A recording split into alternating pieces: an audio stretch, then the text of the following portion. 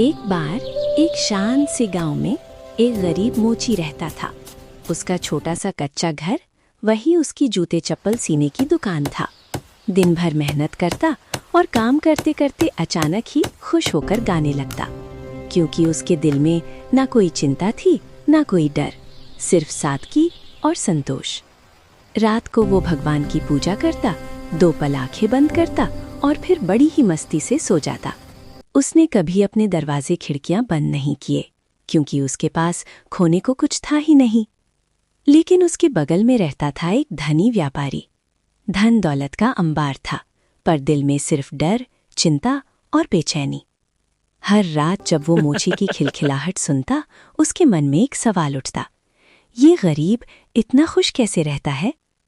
अमीर होने के बावजूद वो न खुलकर हंस सकता था, न चैन की नींद सो सकता था। रात को घर के सारे दरवाजे खिड़कियां कसकर बंद करता, फिर भी भीतर की घबराहट उसे सोने नहीं देती थी।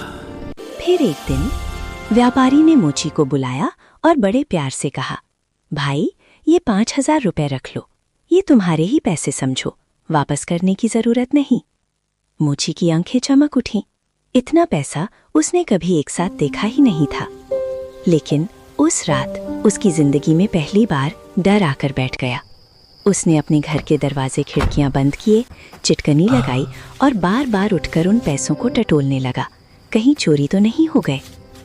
पूरी रात मोची की आंखों में नींद नहीं आई। वो करवटें बदलता रहा और उसे एहसास हुआ, पैसे आए और शांति चली गई।